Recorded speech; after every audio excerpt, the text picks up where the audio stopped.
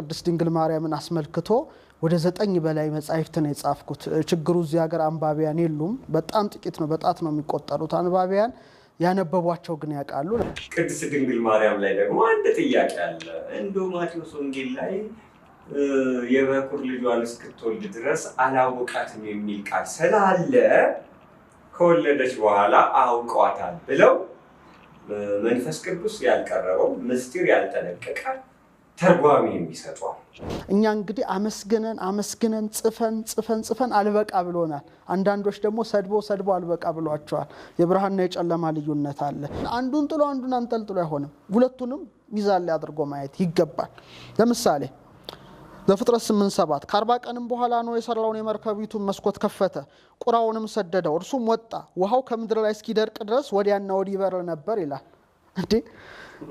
እንግዲህ እስኪደርቅ ማለት ከደረቀ በኋላ ቁራው መብረር አቆመ ማለት ነው እንዴ አሁን ዮሐንስ ራእይ ምዕራፍ 12 እኮ ከመላእክት ጋር ዘንዶ ተዋጋ ይላል ከክርስቶስ ጋር መጥቶ ተዋጋ ይላል ከዛ ከድንግል ማርያም ጋር ተዋጋ ይላል ማቀረው ድንግልን የሚያወድሱ ለመድኃኒዓለም የተገዙ መላእክትን ከሚያከብሩ በቃ ከነዚህ ጋር ብቻ ቀረው ለአንባቢውም ለአዋቂውም ላላዋቂውም የታተመች ናት አላዋቂው እንዳያነባት ንባብ አይችልም አዋቂው እንዳያነባት ደግሞ ተቆልፋለች ለአዋቂውም ላላዋቂውም ጭንቅ ናት ፈጣሪ ባደረበት ማህፀን ፍጡር እንዴት ያድራል በግብረ መንፈስ ቅዱስ የተከናወነው ጽንስ ባደረበት እንዴት የወንድ ዘር ጠብ ይልበት ይችላል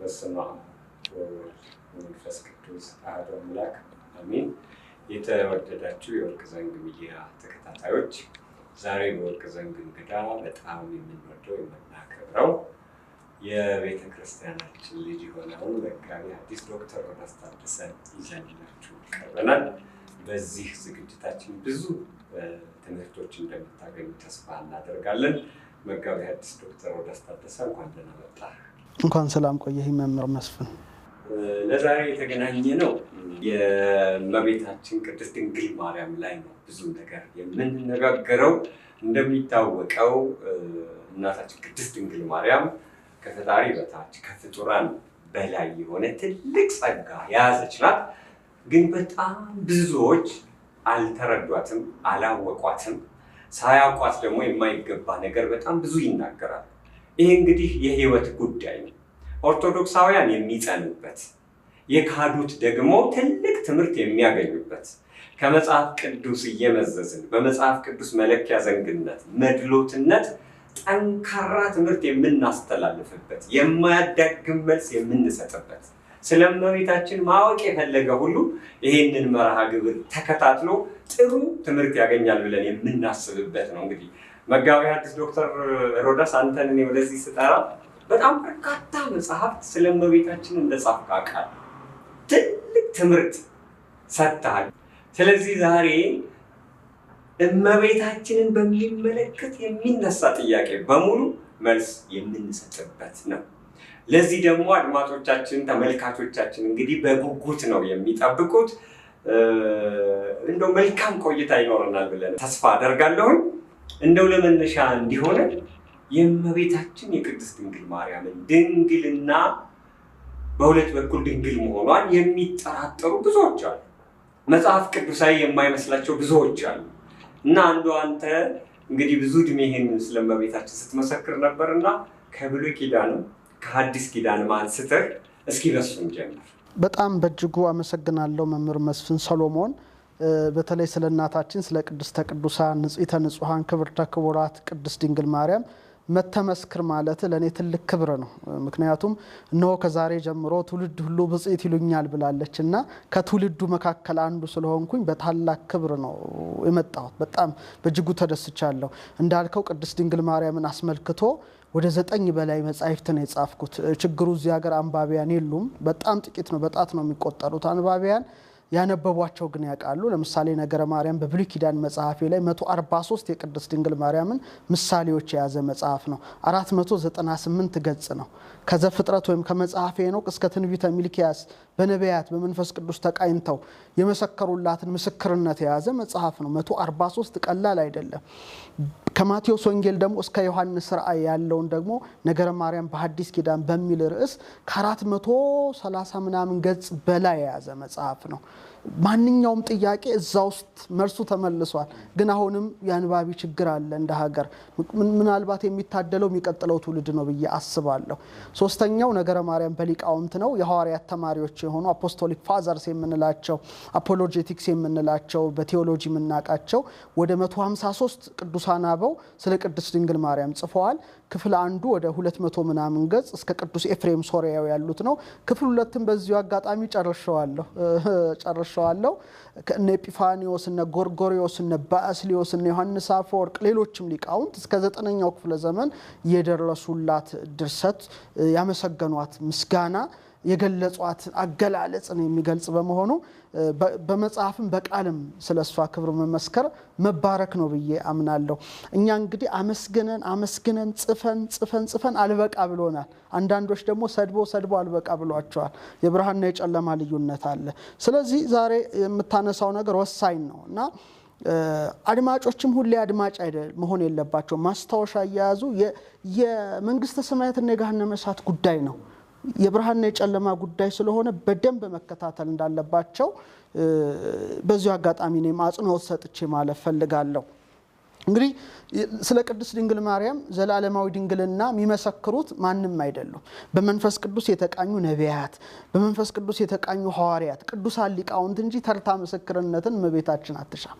አንደኛ ቅዱስ ገብርኤል የመላእክት አለቃ ነው። በእግዚአብሔር ፊት የሚቆመው መልአክ ነው ወርዶ ዶክተር ከሊቃነ መላእክት አንዱ ያውም በልዑል ፊት የሚቆመው መልአክ ነው ያበሰራት። ሁለተኛ የዮሐንስ መጥምቅ እናት ኤልሳቤጥ የጌታዬ እናቱ ያለቻት። ስለዚህ በደንብ በመንፈስ ቅዱስ ተቃኝታ ወይም መንፈስ ቅዱስ የመላባት ሴት ናት።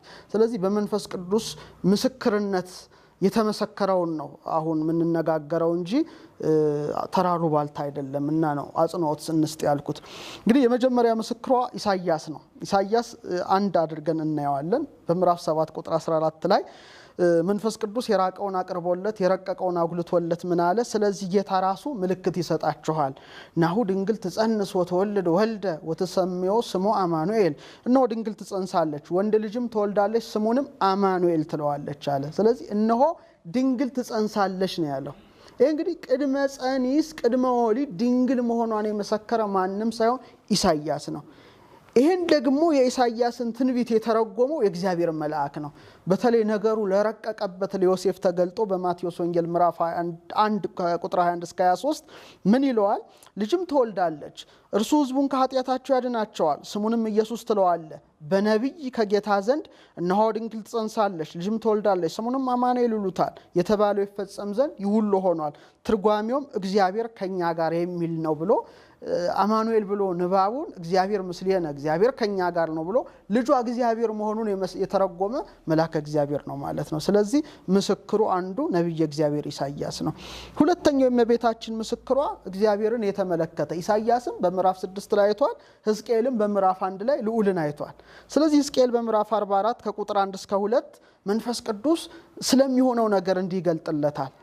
ወደ ምስራቅም ወደሚመለከተው በስተውጭ ወዳለ ወደ መቅደሱ በር አመጣኝ፣ ተዘግቶም ነበር አለ። መጀመሪያ ተዘግቶ ነበር። ይሄ በጣም ይሰመርበት።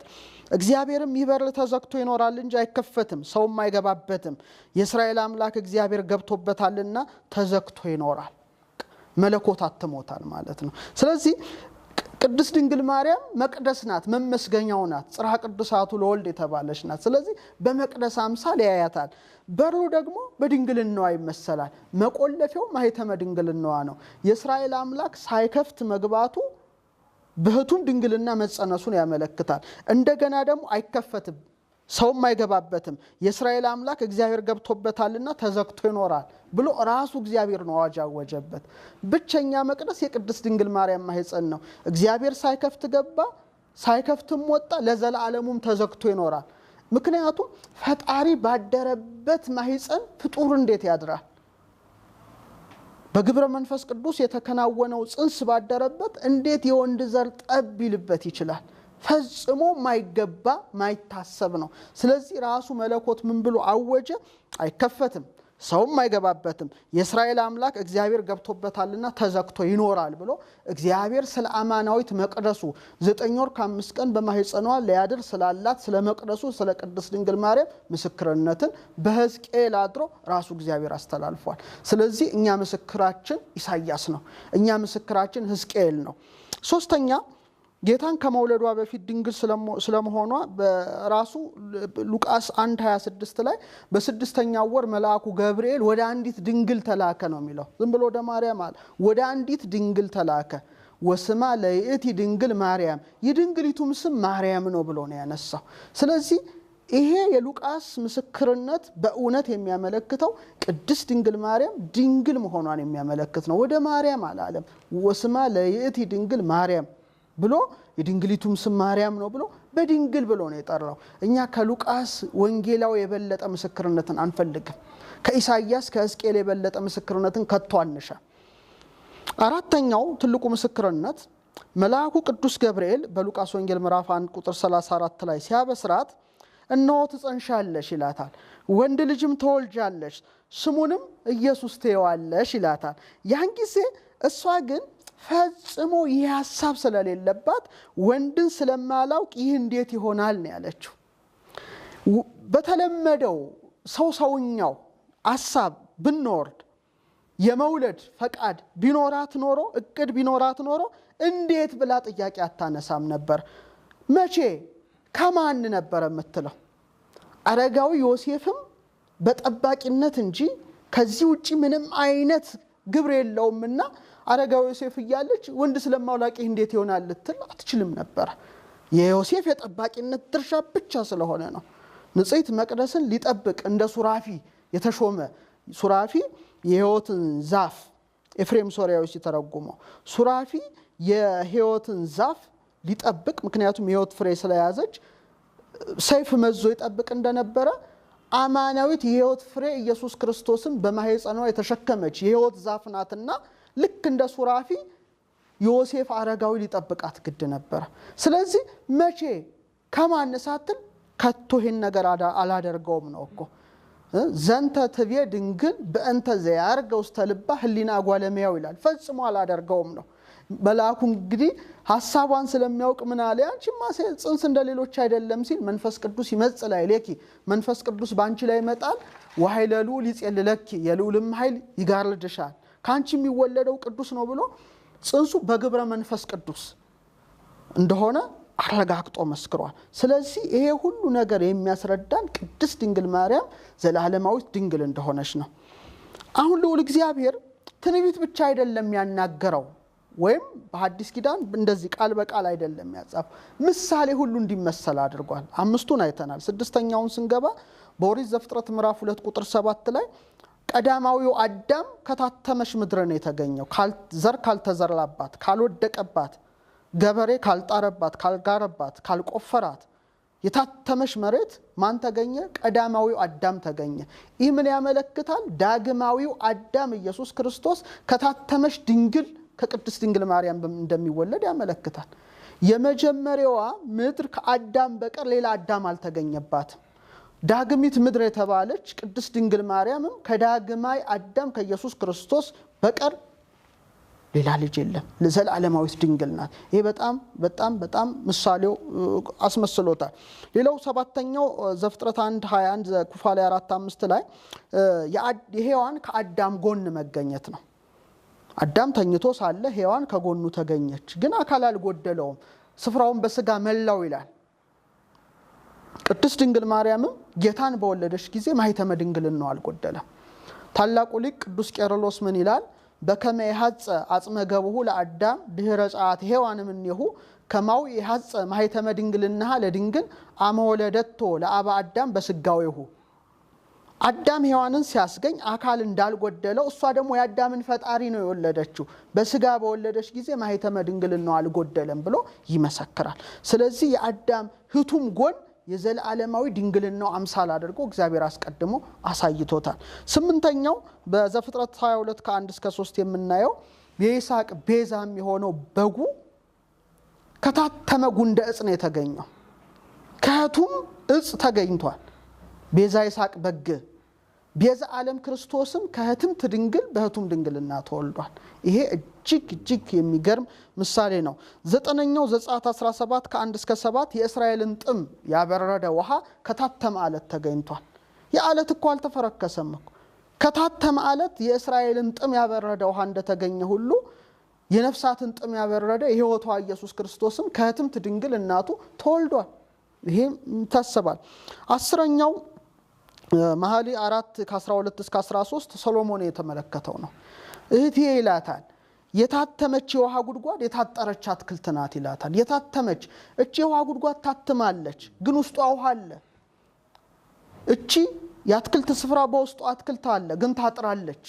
ይሄ ምን ያመለክታል? የሕይወት ውሃ ኢየሱስ ክርስቶስን በማህፀኗ የተሸከመች አማናዊት የውሃ ጉድጓድ ቅድስት ድንግል ማርያም በእውነት የተቆለፈች የውሃ ጉድጓድ ማለትም ህትም ድንግል መሆኗን ያስረዳል።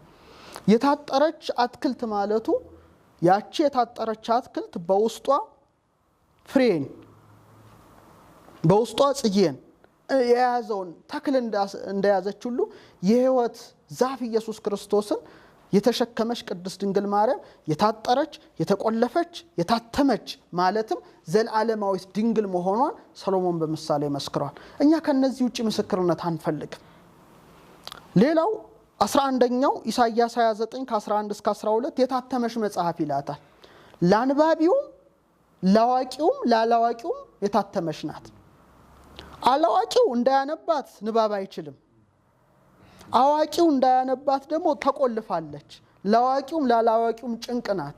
ይሄ ምን ያመለክታል? የሕይወት ቃል ኢየሱስ ክርስቶስን በማህፀኗ የተሸከመች ቅድስት ድንግል ማንም የማያውቃት፣ ማንም የማይቀርባት፣ ማንም የማይደርሳት ዘላለማዊት ድንግል እንደሆነች ያስረዳል። ስለዚህ እነዚህ ሁሉ ምስክርነቶች አማን በአማን የሚያስረዱን በእግዚአብሔር መንፈስ ቅዱስ የተቃኙ ነቢያት ሐዋርያት እንዳስተማሩን መጻሕፍት አምላካውያት እንደመሰከሩት ቅድስት ድንግል ማርያም ጌታን ከመውለዷ በፊት ድንግል፣ በወለደችውም ጊዜ ድንግል፣ ከወለደችውም በኋላ ዘላለማዊት ድንግል ናት ብላ ቤተክርስቲያን ታስተምራለች። ይህን ይመስላል። በእውነት በጣም ድንቅ ነው፣ ግሩም ነው። እንግዲህ መጋቤ ሐዲስ አንተ እንዳነሳኸው ምስክሮቻችን መንፈስ ቅዱስ የመረጣቸው ምስክሮቻችን እኛ ሕይወት የሆነውን ቃል እንድናውቅ የሚመግቡ የተመረጡ የተቀደሱ የሆኑት ናቸው። አሁን እየጠቀስክ ያለው እንዳልከው ከመንፈስ ቅዱስ ቅኝት ውጭ ስትሆን እነዚህ ታላላቅ አባቶች በሰማይ ያሉ ቅዱሳን መላእክት የመሰከሩትን ምስክርነት የመረዳት አቅም አታገኝ። በመንፈስ ቅዱስና በብርሃናዊ መዋቅር ቤት ውስጥ መሆን አለብህ። ይህን ትርጓሜ እንዲገባህ ማለት ነው። ለዚህ ነው እኮ የኢትዮጵያ ኦርቶዶክስ ተዋሕዶ ቤተክርስቲያን እንግዲህ የነገረ መለኮት መዝገብ ናት፣ የነገረ መለኮት ማህደር ናት። ለሁሉ ነገር መልስ ያላት ስንዱን መቤት ናት የምትባለው እና እንደዚህ አመስጥሮ ትርጓሜ ሰጥቶ ለመረዳት በመንፈስ ቅዱስ ማደሪያ ቤት ውስጥ መገኘት ያስፈልጋል። እና እንደው ቅድም ስታነሳም ጌታ ራሱ ምልክት ይሰጣቸዋል። እንዲህ ለሕዝብ ሁሉ የተሰጠች ምልክት እኮ የጨለማው ዘመን ማለቂያ፣ የዓመተ ፍዳ ዘመን ማለቂያ፣ ከባርነት ወደ ነፃነት የምንሻገርበት ዘመን መቃረቡን ማሳያ ምልክት ተደርጋ ገና ሳትወለድ ትንቢት የተነገረላት ታላቅ እናት ናት። እና በዚህ መልኩ እንደው ስላቀረብከው እግዚአብሔር ይስጥልን። እንግዲህ ከመጽሐፍ ቅዱስ ቀዳ ከክርስቶስ ትምህርት የሚቀዳ ከመጽሐፍ ቅዱስ የሚቀዳ ትምህርት እሱ የመንፈስ ቅዱስ ነው። አባቶቻችን ደግሞ ሊቃውንት መጽሐፍ ቅዱስን በውስጣቸው ምግብ ስላደረጉት እንደው ለድንግል ማርያም የሰጡት ምሳሌ ድንግል ማርያምን የገለጡበት አገላለጥ ልብ ማራኪ ነው፣ ልበ ገብ ነው። እና እስኪ እንደው የተወሰኑትን እናንሳ። በስፋት ገብተንበታል። አሁን ቁጥር 2 መጽሐፍህ እንግዲህ ሊታተም ነው። እንደው ከነሱ እስኪ ትንሽ ጠቀስ እናድርጋለን። አዎ እንግዲህ 153 ሊቃውንት ናቸው። እኔ በዝርዝር ለማስፈር መሞከረው እንግዲህ በቻልኩት አቅም ነው እንጂ ጣታችን ጽፎ ቃላችን ተናግሮ አያልቅም። በቃ የሚገርም ነው እኮ የቤታችን ነገር። እኔ በጣም ነው የሚደንቀኝ። የደሃና የሀብታም ልዩነት ምንድነው? ለምሳሌ ደሃ ምን ልልበስ ይላል፣ ሀብታም የትኛውን ልልበስ ነው የሚለውና ምስጋናው ብዙ ነው፣ ተናግረን አንጨርሰውም። ግን ከሊቃውንቱ ግን አንድ ሁለት ብቻ ልጥቀስ። ሁለት ሊቃውንት በጣም ምሳሌነቷና አንዱ ታላቁ ሊቅ ያዕቆብ ዘእልበረዳኢ ነው። ብሉይን ሐዲሱን ጠቅሰነዋል ቅድም። ከሊቃውንት እንምጣ። ወደ 4 አምሳል ያስቀምጣል የቅድስት ድንግል ማርያምን ቅድስና ወይም ዘላለማዊ ድንግልና ሲገልጽ። አንደኛው የአይን ብሌንን ምሳሌ አድርጎ ይገልጸዋል እና ለምሳሌ አምሳለ መልክም ይባላል። ለምሳሌ እኔ አንተ ፊት ስቆም የኔን ፊት እንደ ነጸብራቅነት በአይን ውስጥ እመለከተዋለሁ፣ አይን ግን ፈሶ አይደለም ወይም ጠፍቶ አይደለም፣ ወይም የኔ አይን እንደዛው። ሁለተኛ ሰው ጧት ፊቱን በመስታየት ውስጥ ሲመለከት አምሳለ መልኩን ያየዋል፣ መስታወቱ ግን ተተርትሮ አይደለም። ሶስተኛ ፀሐይ ናት። ፀሐይ በመስታወት ቤት ውስጥ ዘልቃ ትገባለች። ጨረሯ እኮ ውስጥ እናየዋለን አይደል እንዴ? ግን መስታወቱ አልተተረተረም። ግን የፀሐይ ጨረርና ጮራ ምዕዛሯ በቤታችን ውስጥ ይሄ ይታያል። ይሄ ይገርማል። አራተኛው ስራ ስንሰራ ላብ ከግንባራችን ይወጣል። ግንባራችን ተሰንጥቆ ተተርትሮ አይደለም። እነዚህ ግዙፋን ናቸው። የርቀትን ስራ ግን ሲሰሩ እንመለከታለን። ረቂቅ ዘእም ረቂቅ የሆነው ጌታማ እንዴታ! ሁሉም ነገር የሚወስን እሱን ግን የሚወስነው የሌለ ጌታማ እንዴታ! ስለዚህ እሱም በህቱም ድንግልና ተጸንሶ በህቱም ድንግልና ተወለደ። ይሄም የባህሪ አምላክ እንደሆነ ያስረዳል። የእናቱ ማኅተመ ድንግልና ቢጥስ ኖሮ የባህሪ አምላክ አይደለም እንል ነበረ። እሱ ግን በህቱም ድንግልና ተጸንሶ በህቱም ድንግልና መወለዱ ከነዚህ ሁሉ ምሳሌዎች ጋር ያነጻጽራል። ሌላው ሊቁ ጀሮም ነው። ጀሮም የሚገርም ምሳሌ ይሰጣል። ምን ይላል? ጌታ ከድንግል እንደምን እንደተወለደ ከተወለደም በኋላ ማኅተመ ድንግልናው እንደምን እንዳልተለወጠ ሳስብ እደነቃለሁ ነው ያለው። መደነቅ ውስጥ እንገባለን። እናንተስ አለ ጌታችን እንደምን በድንግልና እንደተወለደ ከወለደችውም በኋላ እንደምን ድንግልናው እንዳልተለወጠ ማወቅ ትሻላችሁን? አስቀድማችሁ አለ ደጆች ተዘግተው ሳሉ ጌታችን ገባ የሚለውን ቃለ ወንጌልን ታነቡ ዘንድ ማልዳቸዋለሁ ይላል። ዮሐንስ ወንጌል ምዕራፍ 20 ቁጥር 19 እና ቁጥር 26 ቃል። ይህን ቃል የሚጠራጠር የለም። ደጆቹ ተዘግተው ሳሉ የገባው ምትሃት ወይም መንፈስ አይደለም። ፍጹም ሰውነት ያለው ፍጹም ሰው ፍጹም አምላክ የሆነው ክርስቶስ ነው። እሱ ራሱ ምን አላቸው? እኔ ራሴ እንደሆንኩ እጆቼን እግሮቼን እዩ፣ በእኔም እንደምታዩት ለመንፈስ ስጋና አጽም የለውም፣ ዳሳችሁ እየው አለ። ጌታችን ስጋና አጥንት ነበረው። ወደ ቤትም ሲገባም ደጆቹ ዝግ ነበሩ። ግን ስጋና አጥንት እንደምን በተዘጋ ደጅ ገባ ይላል። ጥያቄ ይጠይቃል። ደጆቹ ተዘግተዋል። ሲገባ ባናየውም ጌታችን ገባ። ቤት በኩል ገባ። ሁሉም ተዘግቷል። የሚገባበት ምንም አይነት የተከፈተ በር አልነበረም። እንደምን እንደገባ ማንም የሚረዳው ባይኖርም ገብቶ በመካከላቸው ቆመ። እናንተም ጌታችን እንደምን እንደገባ ስለማታውቁ አለ ይህ ኃይለ እግዚአብሔር ነው ከማለት ውጪ ሌላ አማራጭ የላችሁ። እንግዲያውስ ይህንን ኃይለ እግዚአብሔር ነው እንዳላችሁ ሁሉ እመቤታችንም በኃይለ እግዚአብሔር ስትጸንስ ድንግልናዋ እንዳልተለወጠ ድህረ ወሊድም በድንግልና ጸንታ እንደኖረች ለማመን የምትቸገሩ አትሆኑ ይላል። እንዘ እጹ ሆህት ደጃፉ ተዘግቶ ሳለ ገባ። ኃይለ እግዚአብሔር ነው። ምንም ለዚህ እንትን ልንል አንችልም። ሎጂክ ልናቀርብ አንችልም። አመክንዮ ልናቀርብ አንችልም። የእግዚአብሔር ኃይል ነው። እሷም በዘላለማዊ ድንግልና መጽናቷ የማን ኃይል ነው? የእግዚአብሔር ኃይል ነው። ስትጸንሰው ማኅተመ ድንግልናው አለመለወጡ፣ ስትወልደው አለመለወጡ፣ በዘላለማዊ ድንግልናው አለመለወጡ የእግዚአብሔር ኃይል ነው ብለን ነው ምናምነው። ይሄ ሊተሰመርበት ይገባል። ምስጢሩ ግን ታላቁ ሊቅ ቅዱስ ዮሐንስ አፈወርቅ ነገረ ማርያም በሊቃውንት የሱን ሙሉ ትምህርቱ አለ። አሁን ሁለተኛው መጽሐፍ ላይ የሚታተመው በቅርብ ይወጣል። እዛ ላይ ምን ይላል? ከመትኩን መራሂተ ለሃይማኖት አባይ ለደገኛው ሃይማኖት መሪን ትሆን ዘንድ ይላል። ድንግሉ ትባላለች። እሱም አምላክ ወሰብ ይባላል። አምላክም ሰው ስትወልደው ማኅተመ ድንግልናው አልተለወጠም። እሱም ሰው ሲሆን አምላክነቱ አልተለወጠም። በቃ ይሄ ነው የተያዘ የተሰናሰለ እንደ ድርና ማግ የተዋሃደ እንጂ የተበጠሰ አይደለም። እሱም አምላክ ወሰብ ነው፣ እሷም ድንግል እም ናት። አለቀ። ስትወልደው ማኅተመ ድንግልን ነው፣ አልተለወጠም። እሱም ሰው ሲሆን አምላክነቱ አልተለወጠም። ስለዚህ ሁለቱ የተያያዙ የማይለያዩ በመሆናቸው ነው እመቤታችን ምልክት ናት አለ ኢሳይያስ እኮ ምልክት ናት። ስለዚህ ጌታ ራሱ ምልክት ይሰጣቸዋል ብሎ የአምላክነቱ ምልክት የጌትነቱ ምልክት ጌታ ነው። ጌታ ራሱ ምልክት ይሰጣቸዋል ነው ያለው። ስለዚህ ጌታ መሆኑን ሩቅ ብእሲ ያለ መሆኑን ምልክት አድርጎ የሰጠው ድንግልናዋ ዘላለማዊት ድንግል መሆኗ ነውና ሊቃውንት ምሳሌ ስፍር ቁጥር የለው ስንቱን እናንሳው።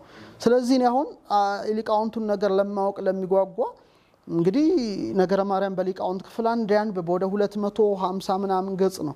አሁን ቀጥሎ ያለው ደግሞ እንደዚህ ወደ 300 ገጽ ነው። ቢያንስ ወደ 500 ምናምን ገጽ በላይ ያው ለአንባቢያን እንሰጣለን የሚያነብ ትውልድ ካለ ማለት ነው። አዎ እንግዲህ ከሊቃውንት ጋር ያልተዋወቀ ትውልድ ሊቃውንትን ያላወቀ ከሊቃውንት ጋር ያልተዋወቀ ትውልድ በውስጡ ያሉ እንቆቅልሾች አይመለሱለት። ምክንያቱም መጽሐፍ ቅዱስ በመንፈስ ቅዱሳን ላይ አድሮ የተጻፈ ተርጓሚዎቹ ደግሞ ሊቃውንት ናቸው እና የሊቃውንትን ነገር መረዳት እንደው ለክርስቲያን በቀላሉ የሚታይ ነገር አይደለም። አንተም ይሄንን በመጽሐፍ መልክ ማዘጋጀትህ እንደው ይሄን ነገር ልብ ብለህ ስለገባህና እንደው አልፈህ ስላየህ ነው። በዚህ አጋጣሚ ኦርቶዶክሳውያን በተለይ አባቶቻችሁ ሃይማኖታችሁን እንዴት እንደገለጡ ድንግል ማርያምን እንዴት እንደገለጡ ቅዱሳን መላእክትን እንዴት እንደገለጡ እባካችሁ የተጻፉ መጽሐፍትን አንብቡ። ይሄ ነው በቃ ትጥቃችሁ፣ ይሄ ነው ለእናንተ ብርሃናችሁ። ማንም አይነቀንቃችሁም። እነዚህን መጽሐፍት ካነበባችሁ አዋቂዎች ናችሁ፣ የአዋቂ ልጆች ናችሁ። እናንተ የጠቢባን ልጆች ናችሁ፣ የሊቃውንት ልጆች ናችሁ እና እንድታነቡ እንደው በዚህ አጋጣሚ እናገራለሁ። እንደው ጥንትም የነበረ ሲመለስ የኖረ ነገር ግን ዘመን እያስቆጠረ እንደው እየሞተ እየተነሳ የሚመጣ ቅድስት ድንግል ማርያም ላይ ደግሞ አንድ ጥያቄ አለ። እንደው ማቴዎስ ወንጌል ላይ የበኩር ልጇን እስክትወልድ ድረስ አላወቃትም የሚል ቃል ስላለ ከወለደች በኋላ አውቀዋታል ብለው መንፈስ ቅዱስ ያልቀረበው ምስጢር ያልጠነቀቀ ተርጓሚ የሚሰጡ የሚገርመኝ ይሄንንም እንደ ተርጓሚ ገንዘብ አድርገው ሸንጣቸውን ገትረው የሚከራከሩ አሉ እና እንደው ይሄ ምን ያህል ከመጽሐፍ ቅዱስ የሸሸ የራቀ መንፈስ ቅዱስ ጋር ምንም ትውውቅ የሌለው ተርጓሚ መሆኑን ዛሬ ደግሞ እናሳያለን እና እንደው ብዙ ጊዜ ይሄንን ስትመልሰው አይቻለሁ። በኢኦቲሲ ሚዲያ ቀርበህ የዛሬ 4 ዓመት ይሁን 5 ዓመት እንደዛ ውስጥ አይቻለሁ። ግን ይኸው ዘመን እያለፈ ይመጣል ይሄ ጥያቄና እስኪ ዛሬ ይሄንን መሰል ጥያቄ ላለባቸው ሰዎች ጠግብ የሚያደርግ መልስ ስላለ እሱን ደግሞ አሁን እናንሳ። በእርግጠኛነት የምናገረው በሚመጣው ጊዜ ግን ይሄ ጥያቄ አይኖርም። የሚያነቡ ልጆች አግኝተናል። በጣም እግዚአብሔርን ማመሰግነው። ማያነብ ትውልድ ነው ሁሌ ይሄን ነገር ማንበብ እኮ ገጽ ገልጦ ማንበብ በጣም እኔ እንዴት እንደሆነ አላውቅም። ብቻ እንድናነብ አድርገው ያሳደጉን ወላጆቼን ግን እንደው ያረፉትንም ነፍሳቸውን ይማር እያልኩ ነው አሁን ማመሰግናቸው። እንድናነብ አድርገው ያሳደጉን በጣም እሺ።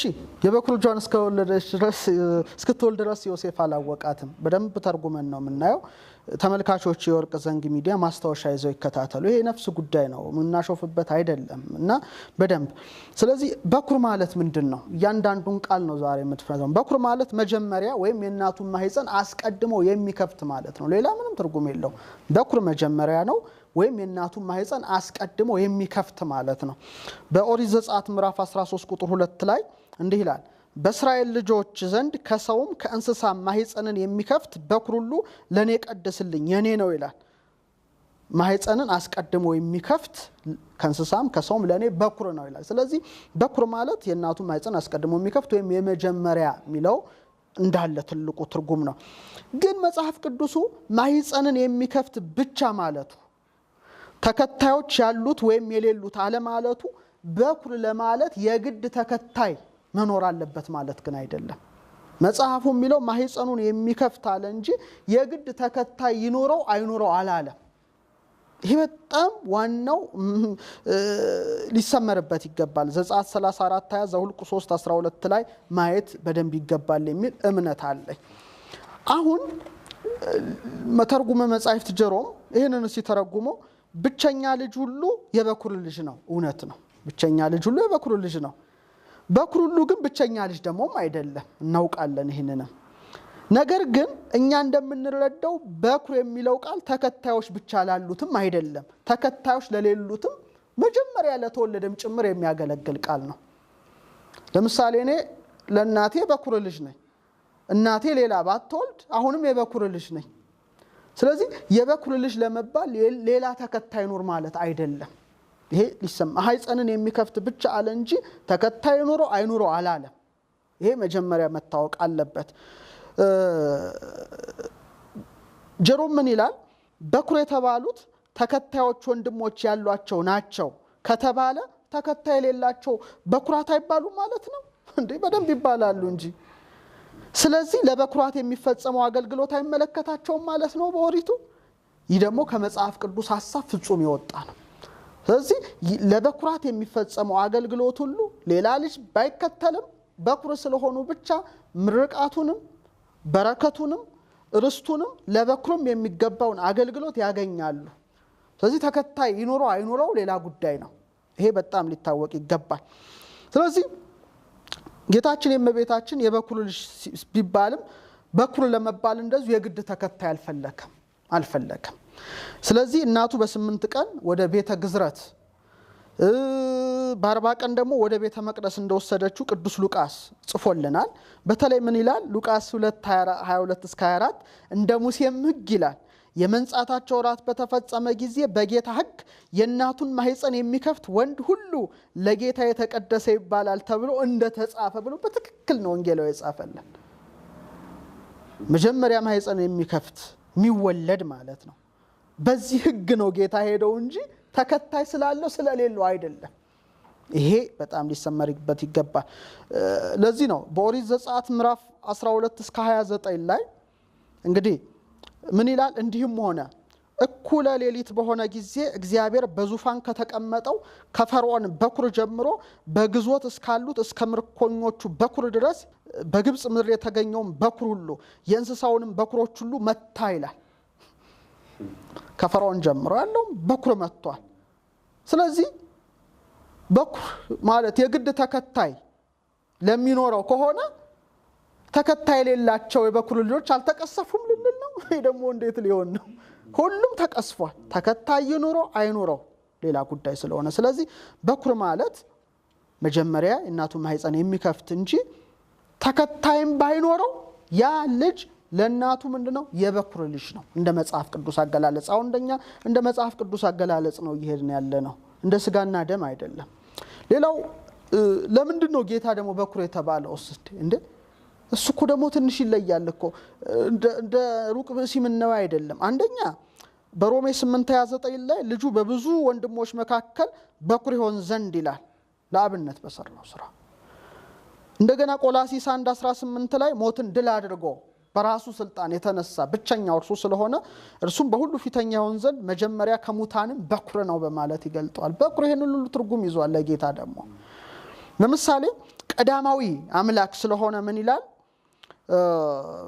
በርሱ ሁሉ በርሱ ተፈጥሯል፣ ከፍጥረት ሁሉ በፊት በኩር ነው፣ ሁሉ በርሱና ለርሱ ተፈጥሯል ይላል ቆላሲስ 1:15። ስለዚህ የበኩር ምስጢርነት ጳውሎስ አስረድቶናል። እኛ ከጳውሎስ ውጪ መምህርነት ማን እንሻ ነው? ማን ልንፈልግ ነው? ስለዚህ ኢየሱስ ክርስቶስ በኩር መባሉ አንደኛ በዚህ የተነሳ ነው። በኩር ለመባል ደግሞ የግድ ተከታይ ኖረው መባልም እንደሌለበት እስካሁን ያይ ነው የቅዱስ መጽሐፍ ኃይለ ቃል ተረድተናል። እስከ የበኩር ልጇን እስከ የሚለውን ደግሞ እንፈትሽ።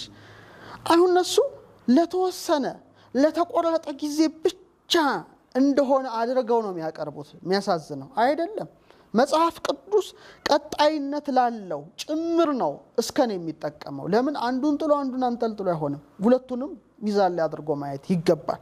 ለምሳሌ ዘፍጥረት 8:7 ከ40 ቀንም በኋላ ነው የሰራውን የመርከቢቱን መስኮት ከፈተ፣ ቁራውንም ሰደደው፣ እርሱም ወጣ፣ ውሃው ከምድር ላይ እስኪደርቅ ድረስ ወዲያና ወዲህ ይበር ነበር ይላል። እንግዲህ እስኪደርቅ ማለት ከደረቀ በኋላ ቁራው መብረር አቆመ ማለት ነው እንዴ? ወደ ኖ ፈጽሞ አልተመለሰም ነው እኮ፣ ፈጽሞ አልተመለሰም። ኢተመይጠ ቋ እስካመነት ገማይ ፈጽሞ አልተመለሰም ነው፣ አለቀ። ፍጻሜ የሌለው እስከ ነው። ለምን ፍጻሜ ላለው ብቻ እናነሳለን? እንደገና ዘዳግም 34:5-6 ምን ይላል? ስለ ሙሴ ማለት ነው። በቤተ ፌጎርም ፊት ለፊት በሞዓብ ምድር በሸለቆ ውስጥ ተቀበረ፣ እስከ ዛሬም ድረስ መቃብሩን ማንም አያውቅም ይላል። እዚህ ላይ እንግዲህ ፍቹ ከሞተ በኋላ መቃብሩ ታወቀ ማለት ነው። ፍጻሜ የሌለው እስከ መሆኑን እናውቃለን። ፈጽሞ አልታወቀም ነው በቃ። ሌላው በጣም የሚገርመው በሁለተኛ ሳሙኤል ምዕራፍ 6:23 ላይ የሳኦል ልጅ ሜልኮል እስከ ሞተችበት ቀን ድረስ ልጅ አልወለደችም ይላል። የወለደት ሜልኮል እስከ አመ ሞተት እንዴ! እስከ ሞተችበት ማለቱ ከሞተች በኋላ ልጅ እንዴት ልትወልድ ትችላለች? ፈጽማ አልወለደችም ነው በቃ። ፍጻሜ የሌለው እስከ መሆኑን በዚህ የምናውቀው ነገር ነው። ሌላው መዝሙር 71:7 በዘመኑም ጽድቅ ያብባል፣ ጨረቃም እስኪያልፍ ድረስ ሰላም ብዙ ነው ይላል። እንዴ ታዲያ ጨረቃ ካለፈች በኋላ ሰላም የለም ማለት ነው? የእግዚአብሔር ሰላም ይቆማል ማለት ነው? አይደለም። ሰላሙ ለዘላለም ይኖራል፣ ጽድቁም ለዘላለም ያብባል። ፍጻሜ የሌለው እስከ ነው። ሌላው አምስተኛ መዝሙር 93:14-15 እግዚአብሔር ሕዝቡን አይጥልምና ርስቱንም አይተውምና ፍርድ ወደ ጽድቅ እስኪመልስ ድረስ ልበቀኖች ሁሉ ይከተሉታል ይላል። እስኪመልስ የተባሉት እንግዲህ ከፈረደ በኋላ እርሱን መከተላቸውን ያቆማሉ ማለት ነው። ሁል ጊዜ እርሱን መከተላቸውን አያቆሙም ነው። ፍጻሜ የሌለው ነው። ሌላ እንጨምር። መዝሙር 109:1 እግዚአብሔር ጌታዬን ጠላቶችን ለእግር መቀመጫ እስካደርግል ድረስ በቀኝ ተቀመጥ አለው ይላል። እስካደርግል ብሎ እስከን መክተቱ ካደረገለት በኋላ በቀኙ አይቀመጥም ወልድ ማለት ነው እንዴ? በእሪና ሁል ጊዜ ተካክለው ይኖራሉ እስከ በሌለው ፍጻሜ። ይሄ እናውቃለን። ሌላው መዝሙር 122:2 ምን ይላል? እስኪምረን ድረስ አይናችን ወደ አምላካችን ወደ እግዚአብሔር ነው ይላል። ከማረም በኋላ ምረት ካገኘን በኋላ አይናችን እሱን ማየት ያቆማል ማለት ነው። ፍጻሜ የሌለው እስከ ነው። ሌላው አዲስ ኪዳን ላይ እንምጣ በተወሰነ መልኩ። ማቴዎስ 28:19-20 እነሆ እኔ እስከ ዓለም ፍጻሜ ድረስ ሁል ጊዜ ከእናንተ ጋር ነኝ ይላል። እስከ ዓለም ፍጻሜ ነው ያለው። ከዓለም ፍጻሜ በኋላ አይሆንም ማለት ነው። እስከ ዓለም ፍጻሜ እንዳለ ሁሉ ፍጻሜ የሌለው እስከ መሆኑን ያስረዳናል ማለት ነው። አንድ ሁለት ላንሳና ወደ ሌላው ትርጓሜ ሄዳለሁ። በአንደኛ ጢሞቴዎስ ምዕራፍ 4:13 እስክመጣ ድረስ ይለዋል ጳውሎስ መንፈስ ለጢሞቴዎስ ለማንበብና ለመምከር ለማስተማርም ተጠንቀቅ ይላል። እስክመጣ ድረስ ቅዱስ ጳውሎስ ከመጣ በኋላስ ለመማር ለማስተማር ለማንበብ ጢሞቴዎስ አይጠነቀቅም ማለት ነው። ፍጻሜ የሌለው እስከ ነው። ስለዚህ እነዚህ ሁሉ የመጽሐፍ ቅዱስ ጥቅሶች የሚያስረዱን አምላክን ከወለደች በኋላ አረጋዊው ዮሴፍ የፈጣሪው እናት መሆኗን በማወቅ እርሷን ከመጠበቅ እርሷን ከማገልገል ለእርሷ ከመላላክ ውጪ ፈጽሞ በሌላ ግብር አያውቃትም ማለት ነው። ይሄ ነው የመጽሐፍ ቅዱሱ ትርጓሜ።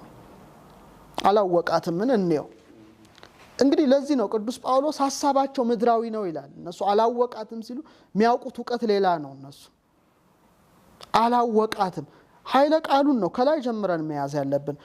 እንደ አንድ ትርጉም እየሰጡ ነው በጣም ለመናገር የሚከብዱ ነገሮች የሚናገሩት።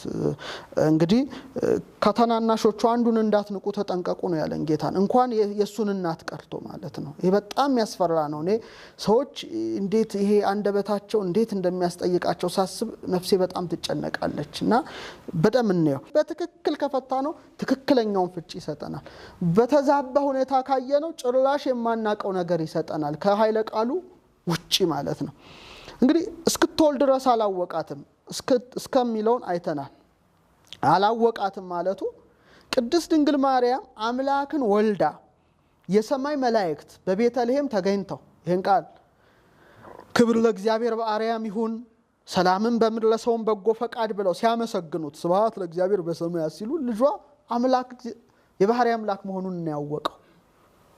ሁለተኛ ሰብአ ሰገል እጅ መንሻ ይዘው ማቴዎስ 2 ላይ እንደምን ቁጥር 11 ላይ እጅ መንሻ ሲሰጡት እውነትም የነገስታት ንጉስ የባህሪ አምላክን እንደወለደች ነው ያወቀው። እንደገና አረኞቹ የመላኩን የምስራችን ቃል ሰምተው ከመላእክት ጋር ሲዘምሩ ሊቀ ኖሎት ኢየሱስ ክርስቶስ እንደሆነ ነው ከሷ የተወለደው ያወቀው። ስለዚህ እስኪመለከት ይሄን ሁሉ ከመስማት ማየት ይሻላልና እስኪመለከት ድረስ በነብዩ በኢሳይያስ ትንቢት የተነገረላት ድንግል እርሷ መሆኗን በቅጡ አልተረዳም፣ አላወቀም ነበር። ለዚህ እኮ ነው መልአኩ የኢሳይያስን ቃል ነግሮ የተረጎመለት። ስለዚህ በግልጽ ያስረዳል። አባ ጊዮርጊስ ዘጋስጫን እንጥቀሰው። ለዚህ አባታችን በረከቱ ይደርብን። እንግዲህ 1-4 መጻሕፍቱን ተርጉም ያለው እኔም በረከቱ ደርሶኛል። እሱ ምን ይላል? ይህ አለ የድንግል ጽንሷን ባለማወቅ ይተረጎማል አለ። ይተረጎማል ከዚህ አስቀድሞ በድንግልና ጽንስን ያለ ግንኙነት መውለድን አልሰማምና አልሰማም። ታይቶም ተሰምቶም እኮ አይታወቅም እኮ በትንቢት ተነገረ እንጂ። ስለዚህ እስከወለደችበት ጊዜ ድረስ የአብን ልጅ በድንግልና እንደጸነሰችው አላወቀም። ከወለደችውም በኋላ ማኅተመ ድንግልናዋ እንደጸና በድንግልናም እንደወለደች ያን ጊዜ ምን አለ? ዮሴፍ አወቀ ይላል። አወቀ። የሰማይ ሰራዊት ወደ ተወለደበት ዋሻ ሲወርዱ ሲመጡ በተኛበት በረት ሲሰግዱ በያቸው የአምላክ እናት እንደሆነች አወቀ። አወቀ። እረኞች ከመንጎቻቸው ጋር መተው ለሱም ጠቦት ሲያቀርቡ የተወለደው የሰዎችና የጌታ የሰዎችና የእንስሳት ጌታ እንደሆነ አወቀ። አወቀ። ሰብአ ሰገል ወርቅ ዕጣን ከርቤ ሲያቀርቡለት የነገስታት ንጉስ እንደሆነ አወቀ ይላል። ስለዚህ አላወቃት ማለቱ ይሄ ሁሉ ትርጓሜ ነው። ስለዚህ የአምላክ እናት መሆኗን አውቆ እስከ መጨረሻው ፍጻሜ በሌለው እስከ ሲያገለግላት እስከ ሕይወት ፍጻሜ ኖሯል። በረከቱ ይደርብንና አንድ ጥቅስ እዚህ ላይ ልጨምር። ክሮማቴዎስ መተርጉመ መጻሕፍት እንዴት አድርጎ እንዳስቀመጠው መቼም አይን እያላቸው ለሚያዩ ጆሮ እያላቸው ለሚሰሙ ሰዎች ብቻ አቀርበዋለሁ። አንዳንድ ልበ ዝንጓን ይላል ወንጌላዊው የበኩር ልጇን እስክትወልድ ድረስ አላወቃትም ብሎ የተናገረውን ቃል ይዘው በእመቤታችን በቅድስት ድንግል ማርያም ላይ ጌታን ከወለደች በኋላ በግብር ተዋውቋል በማለት ይደፍራሉ አለ። በጣም ይዘገንናል፣ ይደፍራሉ። ሆኖም ግን ይህ ንግግራቸው አለ በእምነትም ይሁን በእውነት መነጽርነት ስናየው ግን ተቀባይነት ያለው አይደለም።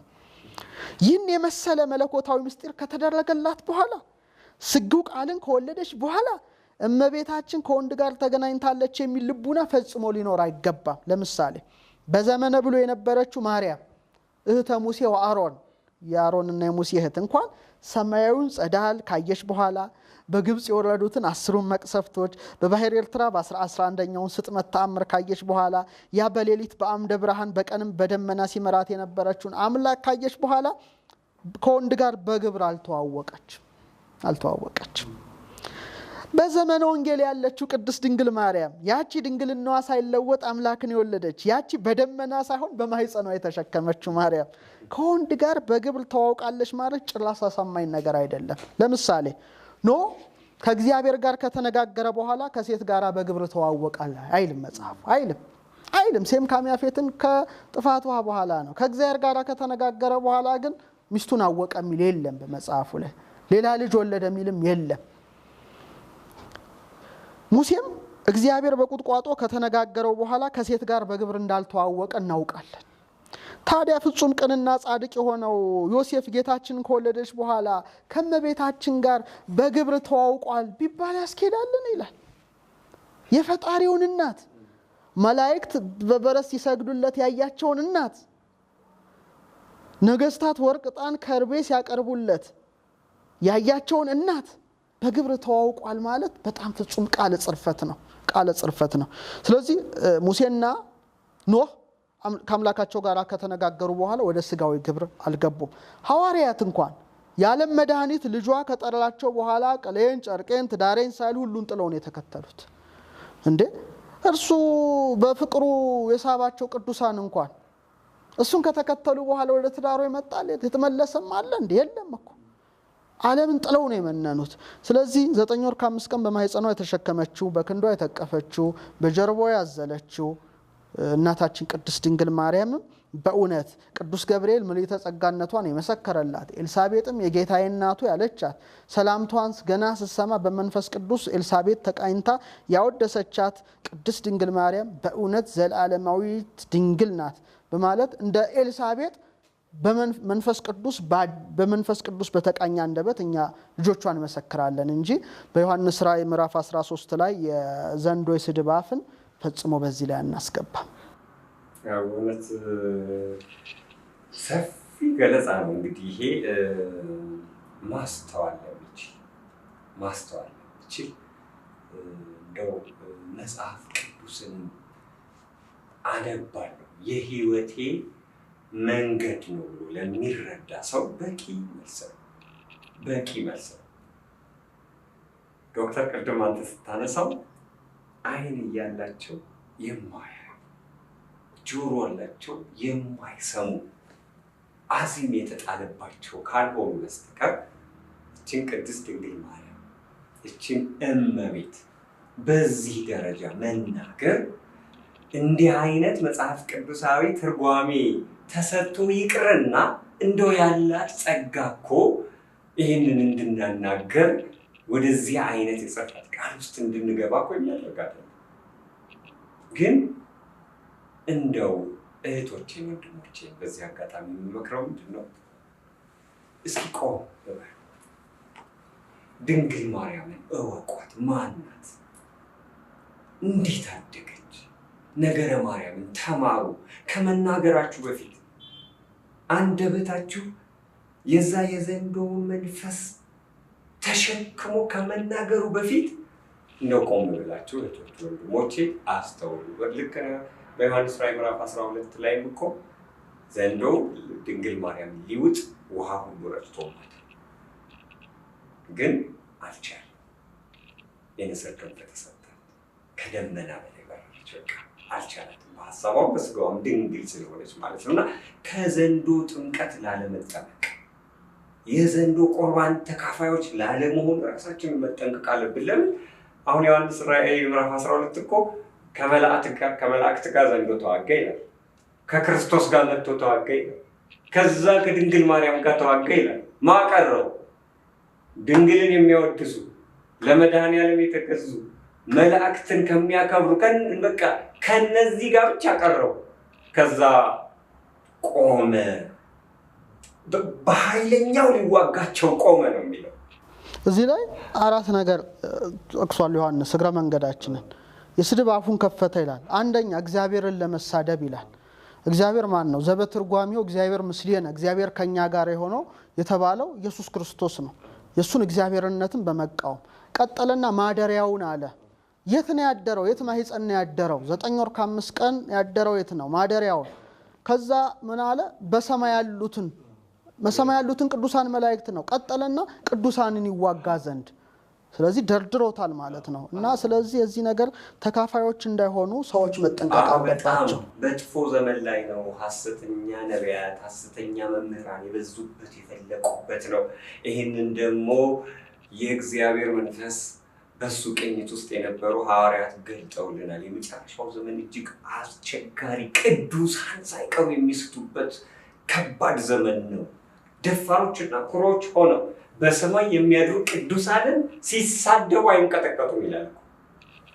በሰማይ የሚያድሩ ቅዱሳን መላእክት እነዚህን ለመሳደብ አንደበታቸውን ሲከፍቱ አይንቀጠቀጡም። ወደዛ አይነት እንደው እርግማን ውስጥ እንዳንገባ ድቅድቅ ጨለማ ለዘላለም የተጠበቀላቸው ውሃ የሌላቸው ምንጮች በነፋስ የተነዱ ደመናዎች ናቸዋል። እና ይሄ ተርጓሚ የሌለው ትምህርት ዝም ብሎ በደመ ነፍስ የተተረጎመ ትምህርት እየያዝን ወደፊታችንን ድቅድቅ ጨለማ የሚጠብቀን እንዳናረግ በዚህ አጋጣሚ እመክራለሁ። እንደው እንደነዚህ አይነት ትምህርቶችን ደግሞ እስኪ እንደው